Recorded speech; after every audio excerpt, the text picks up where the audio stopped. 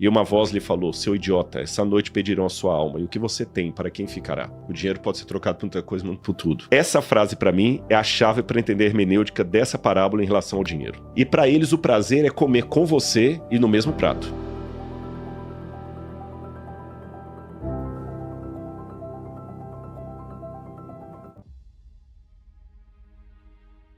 Então, riqueza não é só dinheiro. Dinheiro é uma das coisas, é um meio de troca que pode ser trocado por muita coisa, mas não por tudo. Sim. Olha, essa última frase, o dinheiro pode ser trocado por muita coisa, mas não por tudo. Eu vou dar um conselho aqui que parece na contramão de tudo que a gente falou. Se o dinheiro ficar muito caro, não adquira. Eu vou responder com uma parábola de Jesus. Essa eu não vou ler, não. Vou citar para não ficar muito cansativo. Eu leio um pouco, cito. Uma vez Jesus estava num lugar e 2 jovens foram até ele e um falou assim: mestre, mande que meu irmão reparta comigo a riqueza, a herança. Jesus olhou para ele e falou assim: quem me fez repartidor entre vocês? Vou contar uma história. Certo homem era muito rico. E a sua plantação deu muito, e muito dinheiro. E ele falou: já sei que eu ganhei muito dinheiro, já sei o que vou fazer. Vou derrubar os meus celeiros e fazer celeiros ainda maiores para juntar mais dinheiro. E assim fez. E Jesus continuou dizendo a riqueza dele. E aí Jesus fala o seguinte: e aquele homem dizia de si para si mesmo: olha, terei muita coisa. E aquele homem disse de si para si mesmo: agora farta minha alma, porque nós temos muita coisa em abundância. E uma voz lhe falou: seu idiota, essa noite pedirão a sua alma, e o que você tem, para quem ficará? Essa parábola de Jesus, ela me chama a atenção. Agora eu vou colocar a cultura do Oriente Médio por uma frase que Jesus usa para descrever o camarada ali. Ele falou de si para si mesmo. Essa frase, para mim, é a chave para entender a hermenêutica dessa parábola em relação ao dinheiro. Vocês já foram para o Oriente Médio? Não. Algum país? Não, né? No A gente Oriente foi pro Médio, Dubai, não. Oriente Dubai, Médio. Vamos dizer Emirados, mas Emirados, bem diferente. É um Oriente mais... menos, É mal menos. Mas vamos pegar um Oriente Médio que você fica com o beduíno mesmo, com o pessoal ali. É uma sabedoria desse povo do deserto, a maneira que eles têm de ficar com eles mesmos, comer a comida com eles, com a mão, na tenda. Eles têm uma coisa interessante, eles valorizam muito as relações sociais.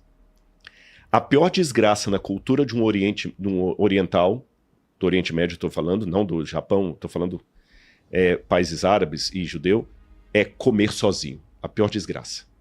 É ofensivo. Uhum. Uma refeição solitária, ela é a pior coisa que tem. Não tem sentido. E para eles o prazer é comer com você e no mesmo prato. Igual eu já, no Sudão eu fiz isso. Para a nossa cultura é meio nojento trazer aquele prato aqui e você ficar comendo com a mão com o sujeito no mesmo prato ali. Mas para eles isso é maravilhoso.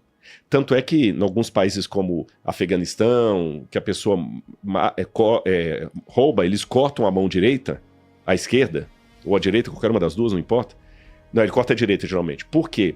Porque a direita é a mão que você vai tocar na comida, a esquerda é para limpar o corpo. Então, se corta essa minha mão, eu sou obrigado a comer com a mão esquerda. Ninguém vai querer comer com o cara. Eu vou ter que comer sempre solitário. Então, a maneira de me isolar é o pior castigo que tem. E eles gostam de conversar. Você vai, por exemplo, numa loja na cidade velha de Jerusalém, o camarada... A Laura sabe, quando eu vou visitar meus amigos lá, a primeira coisa... O que você vai beber? Ou então vem trazer o baklava. Vou contar aqui em público. A Laura odeia o baklava.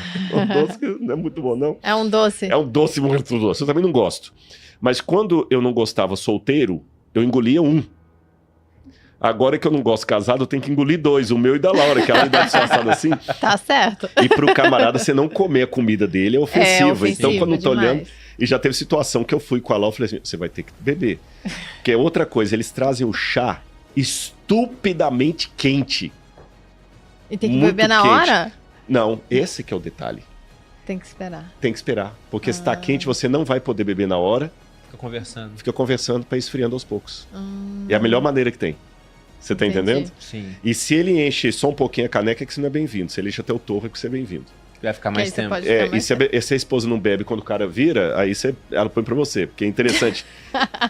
Essa é outra história. Ele não participou bem com a gente, porque a Laura tava junto, é uma cultura deles, mas ele tava esperando que eu bebesse o chá. Vamos pegar essa cultura, eles gostam de conversar. O comércio, você chegar ao seguinte, quanto que é essa garrafa? R$10, pode levar? Não. Essa garrafa aqui, R$60. Ah, não, eu pago 5,5, você tá me esfaqueando. Porque ele gosta da pechincha, porque o gostoso deles é conversar, é comer junto, é tomar o chá quente. E aí Jesus diz que aquele homem rico falou de si para si. Tava sozinho. Estava sozinho. Não é meramente conversou com seus botões. Não é como você tá aqui. Peraí, o que eu vou falar hoje no podcast que eu vou perguntar pro Rodrigo? Não é esse tipo de ideia. Ele estava sozinho. Sim. Sem esposa, sem filhos. O que Jesus está ensinando naquela parábola? Ele construiu toda aquela fortuna ao custo de não ter ninguém perto dele, a não ser empregados que com certeza cuspiam no prato antes de levar para servi-lo. Sabe? Tem tanta gente rica aí que deve comer tanto, mesmo em restaurante chique, deve comer tanta coisa com cuspe lá dentro, sabe que o camarada trata mal, enjoado e tudo mais. Ele expulsou todo mundo e Jesus estava com 2 irmãos querendo brigar por causa da herança e pedindo para ele repartir. Ele falou, tem que unir vocês, não separá-los. Cuidado. Então, cuidado com o homem que gastou tudo para ser rico e não tinha com quem comemorar. Então você tá rico, milionário, mas olha pro lado, não tem saúde. Tem um monte de piada, mas não tem ninguém para rir. Tem uma mesa de 8 metros que só coloca uma cadeira que é a sua. Sabe? Já tá, não sei em que situação, os filhos já não conversam com você. O que adianta? Aí eu lembro daquela questão, é o Goulart de Andrade que falava, né? Você tem que às vezes escolher entre ter razão e ser feliz. Eu faço isso todo dia no meu casamento. Mas o contexto original da frase mentira. foi essa também, que a esposa tava brava. Prefiro ser feliz. E ele falou, eu tenho que escolher. Até porque a razão quem tem geralmente sou eu mesmo. Você tem toda a razão, Boludinho. Tá vendo, gente? Exatamente, até quando concorda comigo. Rodrigo, eu vou aproveitar que você citou Jesus, porque eu já vi alguns vídeos de pessoas pegando a mesma mensagem, interpretando de acordo com sua ideologia de forma diferente. Aqui nesse estojo, o pessoal estava perguntando o que tem aqui. Eu tenho moedas dos 12 Césares romanos. Aquela obra do Suetônio. Sim, isso, a vida dos 12 Césares. Aí pega desde Júlio César, que com ele terminou a República, né? Depois começou o Império. Daqui. Aí vem Augusto, Tibério. Cuidado pra não cair, mano. Sim, senhor, pode deixar. Aí Calígula, Queridinho Nero, vai dele. passando por todos. E dessas moedas, algumas são mais caras que outras devido a muita demanda, como é o caso da de Júlio César. A porque raridade. ele é o mais famoso. Outras porque elas são muito escassas. Depois da morte do Nero, nós tivemos o ano dos 4 imperadores. Então, alguns imperadores, eles governaram Otto. durante meses. Otto. Exato. Otto, Galba, Vitélio. Porém, tem uma moeda aqui que ela não é tão escassa, porque é de um imperador que ficou bastante tempo no cargo. Tibério? Só que ela tem muita demanda, que é a do Tibério. E na numismática eles chamam de denário do tributo. Porque quando foram levar a moeda para Jesus, perguntando sobre impostos, ele fez aquela indagação: de quem é a face que está na moeda? E responderam: é de César. E é uma frase Pode que eu botar uso a mão? bastante. Pode, essa daqui. Essa aqui. Essa daqui. Que é: dê a César o que é de César e a Deus o que é de Deus. Aí, por exemplo, quando eu pego um vídeo de um cara libertário, que é contra o Estado e impostos, analisando isso, ele fala: olha, Jesus falou isso porque, veja bem, se ele fala dê a César o que é de César e todo mundo repele a moeda numa demanda por ela, o seu valor cai. Se ninguém mais quiser o real, o valor do real chega a zero. É o que acontece em moedas de países que imprimem demais. Ninguém mais quer o Bolívar soberano, ele cai muito de valor. Já o cara que é socialista, ele fala: não, Jesus está falando, pague seus impostos. É simplesmente o que ele está falando. Qual a sua interpretação desse trecho? A minha interpretação não vai nem tanto Quiser passar de um lado também e pro do outro. Rodrigo ver? Linda, eu queria ver. Eu Estão passo. em bom estado de conservação. Você tem que ir lá conhecer a nossa coleção, viu? Vou lá. Ele pira nessas coisas, Rodrigo, você não sabe. Essas moedas são lindas, lindas mesmo. E Como que é o... você tem o denário e tem um aqui que é de bronze, os outros são de prata. Todos aí são Não, é de prata também, é porque escureceu, ela Sim. empreteceu. Você sabe que uma das regras da numismática é não limpar, né? Você vai tirando a pátina, né? Você tira a pátina, exatamente. Então, às vezes ela tá assim, mas tá tão... Não, tem que deixar. São todos denários aqui mesmo que você tem. Nessa época a moeda ainda era boa. Depois você pega as moedas de Roma, Aí não quando tem tá mais chegando perto da prata, né? decadência, Aham. aí tem algumas que são totalmente escuras. Até tem uma coisa depois que eu falar aqui dessa do... Deixa eu ver aqui. Divus Filho, que às vezes vem nessa de Augusto. Em algumas dele aqui tem uma estrelinha, mas não nessa aqui. Bom, o que eu entendo? Jesus, na época, tinha uma situação, sem cair em anacronismos, uma situação social que tem uma semelhança com as discussões hoje de libertários mais à esquerda e de conservadores mais à direita. Você tinha o povo judeu que estava cansado da opressão do Império Romano. Isso é fato. Roma cobrava impostos muito pesados, tinha leis ridículas, que você era obrigado a carregar a mochila de um romano até uma milha para ele. Então você era obrigado. Você podia estar vindo para cá, olha, pega esse cara. Poxa, igual um burro de carga. Igual um burro de carga, tinha que fazer isso. Então, o povo estava cansado disso. E o povo ficava lidando entre dois mundos. Você tinha, por um lado, o extremo daqueles que ficavam valorizando o establishment, o status quo, fazendo média com Roma, saduceus, por exemplo, lá do templo, ficava fazendo colírio com Roma, os sacerdotes, alguns escribas da lei. E você tinha no outro extremo aqueles que queriam botar fogo no parquinho. Vamos quebrar tudo, eram os zelotas, por exemplo. E me chama a atenção que Jesus tinha no grupo dele 2 representantes de cada lado. Ele tinha Simão o Zelota, que era justamente esse tipo, vestir de vermelho, queimar pneu em praça pública e quebrar tudo e fazer revolução e vamos quebrar, com os seus afiliados ou simpatizantes. Pedro, por exemplo, que tinha uma faquinha lá, que até Pedro usa para cortar a orelha do servo do centurião, que é uma faca parecida com a dos sicários, que era um grupo rebelde judeu que usava faca para Era um assassino, assassinar a pessoa na multidão. Você entendeu? Então você tinha Simão Zelota com o outro Simão Pedro ali, e tinha Mateus Levi, que era cobrador de impostos para Roma. Imagina esses 2 indivíduos, e tinha Judas Iscariotes, que também era tesoureiro do grupo. Então você imagina, colocar alguém do Lula e Bolsonaro no mesmo time. É complicado. É bem complicado. Eu fico imaginando, uma licença poética aqui, como é que seria o clima para cortar com faca deles ali. Você tá entendendo? E eles queriam que Jesus se posicionasse, de um lado ou de outro. Jesus se posicionou mostrando justamente a virtude, o que está acima daquelas discussões. Então, quando eles tentaram Jesus, escuta, nós devemos pagar tributo a César ou não? Era uma pegadinha, porque se Jesus fala assim, não devemos pagar tributo a César, eles vão falar assim, tá vendo? Ele é vendido aos romanos, é como os saduceus do templo. Por que vocês estão perdendo tempo seguindo esse homem? Se Jesus fala assim, não é para pagar tributo a César, tá vendo? Ele é zelota, tem que prender Jesus, ele é perigoso, não sei o que e tudo mais. Jesus falou o seguinte, gente, essa é a discussão mais importante no momento? Traga-me um denário. Trouxeram.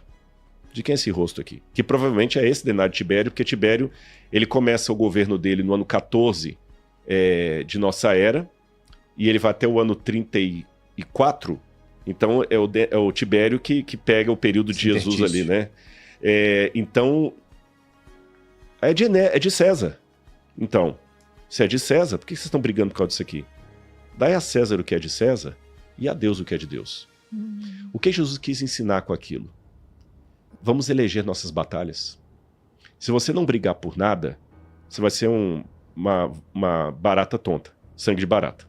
Se você brigar por tudo, você não vai ser um chato. A Malu não vai aguentar conviver com você.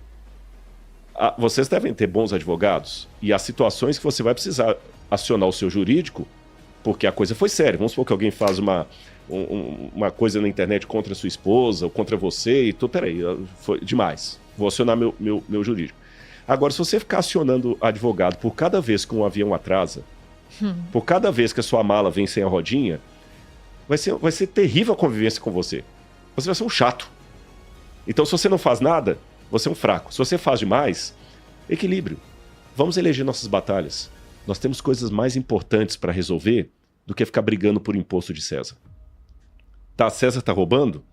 Vamos nós nos tratar bem. Vamos criar situações aqui.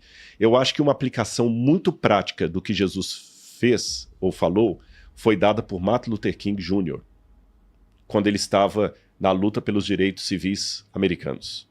Você tinha de um lado Malcolm X, que queria quebrar tudo, queria quebrar a igreja dos brancos, queria aquela coisa toda. O que o Martin Luther King fez? Não. Já que nós não podemos sentar no banco dos brancos, no ônibus, para que a gente vai queimar o ônibus? O ônibus é deles? Tá bom.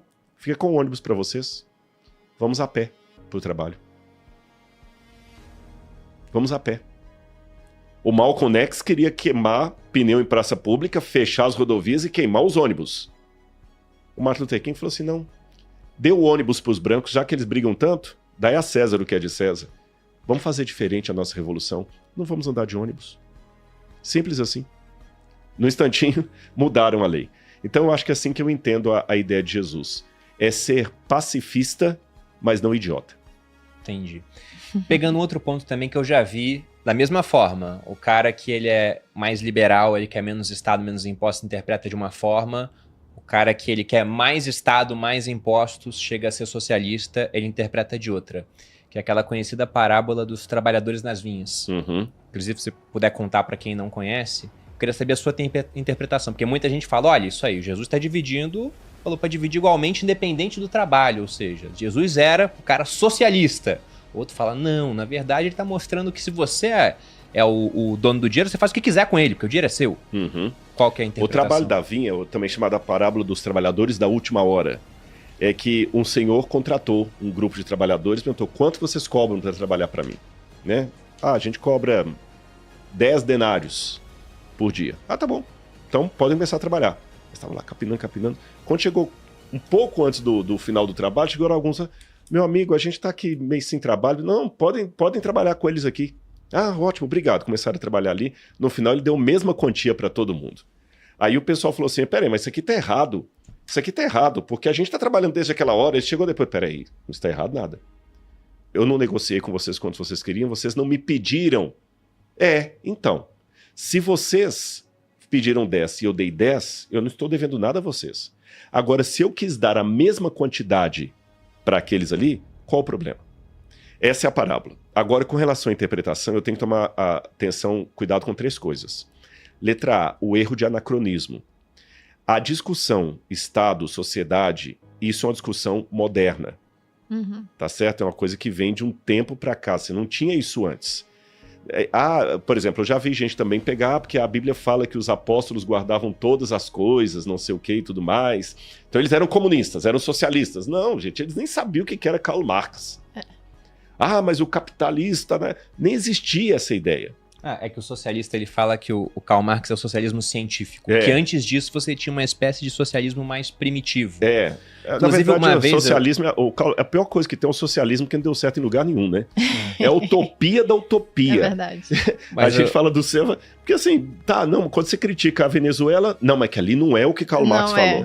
Não é o verdadeiro. Não é o verdadeiro. Então onde é que tá o verdadeiro, sabe? Nunca Passárgada? Nunca existiu. Na Venezuela, na verdade, agora você vê que o Maduro é um governante conservador. Não, é conservador. Não é socialista, é outra coisa. Contém ironia, tá, gente? Vale Exatamente. disclaimer. Por favor. Não é só esse detalhe. Então, assim, o próprio Karl Marx, o projeto não deu certo para ele. Porque ele, no final da vida dele, ele vivia de favor na casa de alguém que tinha dinheiro. Então, é muito... Você entendeu? Você falar de finanças e não ter 10 reais na conta, desculpa, fecha os sócios, vai falar de outra coisa. Uhum. O camarada escreve. E a ideia do Karl Marx, quando ele fala da dialética marxista, dialética materialista, é que o Marx... Você sabe que tem até a arqueologia marxista, né? Não sabia disso, não. Na época da União Soviética, desenvolveram a arqueologia marxista. Eles pegaram um modelo de Marx, que Marx diz o seguinte, por que fala de um marxismo antes de Marx? É porque o Marx quer dizer que a luta de classes é uma coisa que molda a humanidade desde milênios até hoje. Sim. Então hoje a gente pode dar um nome para ela, socialismo, capitalismo, mas essa luta vem desde lá de trás. Então por isso que muitos já querem ficar lendo marxismo e tudo. Eu estudei com teólogos da libertação e chega a hora que você quer ser chato. Tudo a pessoa vê ali um vê socialismo. aquilo. Então, em primeiro lugar, não é bem assim. Segundo, o anacronismo. Segundo problema. Quando Jesus contou essa parábola, Jesus não contou essa parábola para exemplificar questões financeiras. É diferente da parábola do rico tolo, que eu falei para você, porque o rico tolo ele estava com 2 jovens que estavam brigando por causa de herança. Sim. E ele contou uma história para responder aquele problema de briga de herança. Uhum. Agora, a parábola dos trabalhadores da última hora, Jesus contou uma parábola para ilustrar o princípio bíblico da salvação. O que ele quis dizer com isso? Que não importa se eu tenho 30 anos de caminhada com Cristo ou 10. Eu vou dar um exemplo. Vamos supor que eu tenho 30 anos que eu estou firme na igreja, dando as minhas ofertas, ajudando o pobre, fazendo caridade e tudo mais e tal. E teve um camarada que a vida toda ele foi corrupto, ele foi bandido, foi vagabundo, ladrão, e ele se converteu Um ano antes. Eu tenho 30 anos de caminhada com Cristo, ele tem 1. Não vai ter um paraíso... Melhor pra ir. Você entendeu? Então... Maria O Rodrigo Vitor, vai, paraíso. o Rodrigo vai para Alphaville e esse aqui vai para Paraisópolis, porque... Não, nós vamos receber o mesmo paraíso. Porque o que ele quer dizer? O que vai nos dar a recompensa final não são as obras que eu faço. A parábola tentava ilustrar isso. Então, pegar a parábola que ilustrar isso, eu posso usá-la para tirar outros princípios dela. Isso não há problema. Isso pode ser feito. Agora, dizer que Jesus quis dizer isso, aí é um erro hermenêutico. Uhum. É um erro hermenêutico sério. E Jesus, olha, a prova maior que Jesus tinha ricos com ele é que e Jesus também gostava de coisas boas. É que Jesus, quando ele foi morto, os soldados romanos queriam disputar a túnica que Jesus vestia, que era uma veste sem costura. Isso era uma coisa muito cara.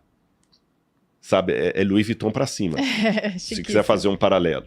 Então, eles tinham como é que ele conseguiu? Outra questão, Jesus era carpinteiro, aí o pessoal pensava, ele ficava lá na marcenaria, tadinho. A palavra grega é tecton. Tecton não é bem carpinteiro. Ah, Rodrigo, por que está traduzido carpinteiro na Bíblia? Porque as primeiras Bíblias, em latim e inglês também, que traduziram, carpenter é o que faz casas. Uhum. Não é o marceneiro do Brasil. Sim, é diferente. E tecton é o que constrói. Tanto é que arquitecton é o chefe dos construtores. Ele era arquitetura. um empreiteiro, então? O empreiteiro. Uhum. Jesus fazia casas. Isso dava um bom dinheiro na época. Jesus aceitou, permitiu-se, né, espiritualmente falando agora, porque já estava morto, né, que o corpo dele fosse sepultado na sepultura de um rico que ninguém tinha sido colocado. Se Deus fosse assim um Deus que não gosta de coisas boas, e isso já estava profetizado no Antigo Testamento. Estive com o ladrão na minha morte, mas com o rico estive com o ladrão na minha condenação, mas com o rico na morte. Deus Pai, vamos pensar em Deus Pai. Se Jesus, se o ideal de Deus é que todo mundo seja pobre, desesperado, desgraçado, então Deus também não foi humilde, porque ele fez com que o filho dele fosse sepultado na tumba de José de Arimateia. Como se eu falasse assim, o melhor mausoléu do Parque São João Batista, lá do Rio de Janeiro. Uhum. É lá que você vai ser sepultado. Não, tem que ser humildezinho. Então, vamos parar com esse lero-lero. Sem contar que muitas pessoas cometem contra o outro aquilo que ele reclama de si mesmo. Por exemplo, eu estou sendo discriminado porque eu sou pobre. É verdade. Mas quando eu subo num púlpito e desço o sarrafo nos ricos, eu também estou discriminando. Exatamente. Qual que era o meu grande BO com a teologia da libertação, quando eu estudei com eles? A teologia da libertação, para quem não saiba, é a versão católica do marxismo. Quando eu digo católica, não oficialmente. O Papa nunca aceitou a teologia da libertação. O Papa atual até que tudo bem, o Francisco, eu digo o anterior, né? Sim. Mas quando eu falo católica, é que eram teólogos católicos, né? Gutierrez, o Frei Leonardo Boff e tudo mais. E eles tinham uma frase que eu nunca me dei bem com ela. A frase, Deus tem a opção radical pelos pobres. Se Deus, não é isso que a Bíblia fala. A Bíblia diz que Deus não faz acepção de pessoas. A partir do momento que eu troco o que a Bíblia diz, Deus não faz acepção de pessoas, para dizer que Deus tem uma opção radical pelos pobres, Deus está fazendo uma discriminação.